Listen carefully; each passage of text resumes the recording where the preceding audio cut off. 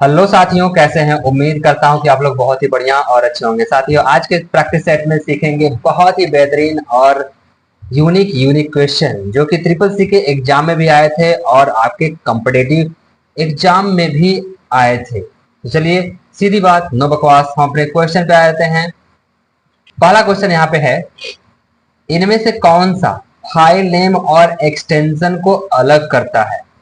इनमें से कौन सा फाइल नेम और एक्सटेंशन को अलग करता है, ये हमको बताना है। पहला ऑप्शन है हाइफनेशन, दूसरा है डॉट, तीसरा है हर्ष और चौथा है ऑल ऑफ एबव। इनमें से कौन सा ऑप्शन सही है तो आपको बता दें, ऑप्शन नंबर बी सही है। वो किस लिए बताते हैं। जब कभी भी हम सॉफ्टवेयर में, जो कोई भी सॉफ्टवेयर होता है, अगर पूरा नाम ले तो जैसे एक्सेल है तो एक्सेल को हम पूरा नाम लेंगे तो एक्सेल ही लेंगे।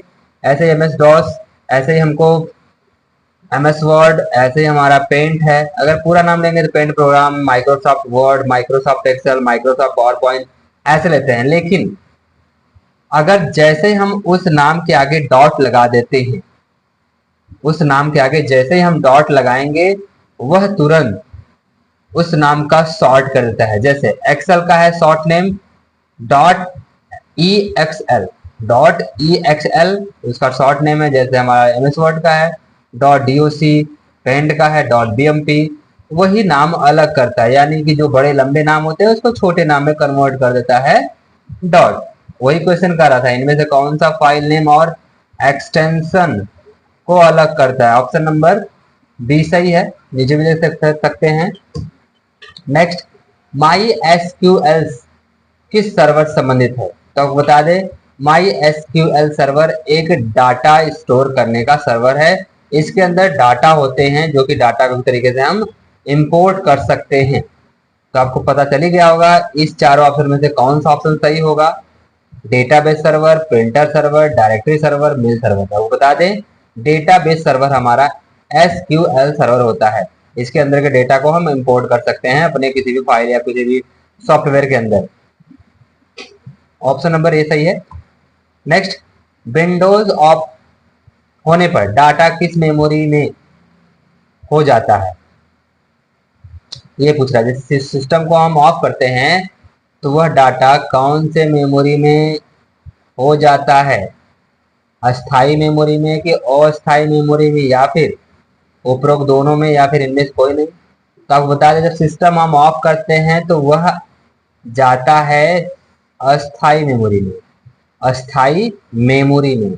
यानी कि जब सेव करते हैं उसी में जाता है, तो बंद करते हैं तो उसी में रहता है, कहीं दूसरी जगह नहीं जाता है। ठीक है, ऑप्शन नंबर ए सही है। नेक्स्ट, डॉस में फाइल नाम की अधिकतम लंबाई कितनी होती है। डॉस में अधिकतम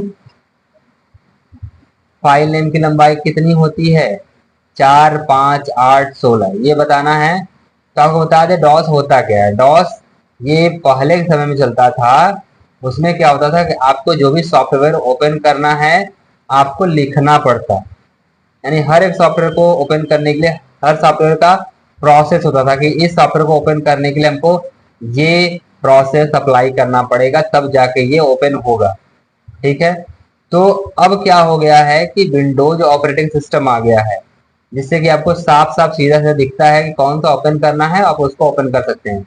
अगर इसको एक एग्जाम्पल के तौर पर समझें तो देखिए, जैसे आपके पास एक बॉक्स है, उस बॉक्स को चारों तरफ से पैक किया गया है और आपको एक छोटा सा होल दिया गया है, यानी जगह दिया गया है। अब आपको उसी होल में अपना हाथ डाल के आपको वह सामान निकालना है जो सामान आपने पहले देखा था या कभी कोई दिखाया था निकाल के, तभी आप उसको निकाल सकते हैं। लेकिन जो विंडोज ऑपरेटिंग सिस्टम आ गया, अब उसी बॉक्स पे एक कांच का लेयर लगा दिया कि आपको अगर नहीं भी आता है, नहीं भी पता है सामान का नाम, तो आप उसको पढ़ के उस सामान को निकाल सकते हैं। वैसे अगर चार्जर पैक होता तो आप क्या करते, जाते ओपन, हाथ डालते, उसके बाद समझ में आता तो निकालते, नहीं समझ में आता तो गलत निकालते, ये करते। लेकिन अब सामने दिख रहा है, आप निकाल ले रहे हैं। ठीक है, तो ऑप्शन नंबर यहाँ पे हमारा सी सही है। डॉस का हमारा जो फाइल का नाम है, अधिकतम लंबाई उसकी 8 इंच होती है। ठीक है, नेक्स्ट, क्यूआर कोड का पूरा नाम क्या है। क्यूआर कोड का पूरा नाम क्या है, क्विक रिस्पॉन्स कोड या क्विक रिप्लाई कोड या क्विक रिप्लाई कोड या फिर क्विक रिस्पॉन्स कोड। देखिए ए और डी दोनों सेम हो गया है, इसलिए अब घबराने की कोई बात नहीं है। आप बताइए इनमें से, तो बताते हैं आपको। तो आपको बताते हैं क्विक रिस्पॉन्स कोड जो होता है आपका, वो ऑप्शन नंबर ए सही है। आपको अगर क्यूआर कोड मिला है तो आप तुरंत उसको स्कैन करके पेमेंट कर सकते हो। बहुत तेज कैप्चर करता है, अगर लेना हो तो बहुत तेज करता है, देना हो तो नहीं। एक बात तो नोटिस किया गया है कि जब कभी भी आप किसी को पेमेंट करते हो वो तुरंत वहां पे कैप्चर करके चल जाता है, लेकिन अगर वही पैसा आपको मंगाना है तो वही एकदम हालत खराब हो जाता है और पेमेंट आना नामुमकिन सा लगता है कि पैसा आएगा कि नहीं आएगा। एक हफ्ता, 5 दिन, 10 दिन लग जाता है, तब पैसे आते हैं कि नहीं वो भी कंफर्म नहीं होता है। लेकिन लेना है तो 10 सेकेंड के अंदर अंदर आपका पेमेंट चला जाता है। भाई ये सब है फार्मूले। ऑप्शन नंबर ए सही है। नेक्स्ट, कैमरा या किसी भी ऐप को अपनी लोकेशन देना सही है। अगर आप कैमरा को या फिर किसी ऐप को अपनी लोकेशन देते हैं तो क्या ये सही है? तो ये सरासर गलत है। आपने कैमरे या फिर लोकेशन को कभी भी किसी को अलाउ मत करिए, ना दीजिए, ठीक है। ऑप्शन नंबर बी सही है। नेक्स्ट, माउस में 3 बटन पाए जाते हैं, तो यस माउस में 3 बटन पाए जाते हैं। एक देखिए यहाँ पे माउस है, ये आपका होता है राइट, ये होता है मिडल, ये होता है आपका लेफ्ट। ये तीनों बटन है, इसके अंदर भी बटन होता है, ठीक है। ऑप्शन नंबर ए सही है। चलिए नेक्स्ट, फार्मूला बार एमएस वर्ड 2010 में उपलब्ध होता है। सारा जो फार्मूला बार था वो एमएस वर्ड के 2010 में उपलब्ध था। तो यस, फार्मूला बार आपका 2010 में उपलब्ध था। ऑप्शन नंबर ए सही है। नेक्स्ट पे आइए, ऑपरेटिंग सिस्टम का उद्देश्य कंप्यूटर सिस्टम को बेहतर उपयोग करना है, ये बता रहा है। यानी जो ऑपरेटिंग सिस्टम है आपका उसको बेहतर ढंग से यूज करना ही हमारा ऑपरेटिंग सिस्टम कहलाता है। तो यस, ऑप्शन नंबर ए सही है। जो विंडोज है वो बहुत ही ओल्ड वर्जन का है, लेकिन जो हमारा है, सॉरी, जो डॉस है वो और वर्ल्ड वर्जन का है, और जो हमारा और विंडोज ऑपरेटिंग सिस्टम है ये न्यू वर्जन का है। तो हमारा ये विंडोज ऑपरेटिंग सिस्टम बेहतर ढंग से बनाने का काम करता है, चलाने का काम करता है, इसलिए ऑप्शन नंबर ए सही है, ठीक है। नेक्स्ट,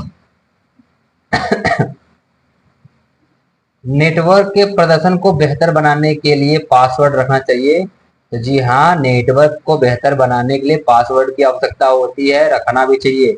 नहीं तो कोई भी हैक कर सकता है और वो उस पर बहुत ज़्यादा ट्रैफिक आ जाएगा, बहुत लोग अपना अकाउंट बना के उसको यूज कर सकते हैं। तो पासवर्ड देना बहुत ही जरूरी है।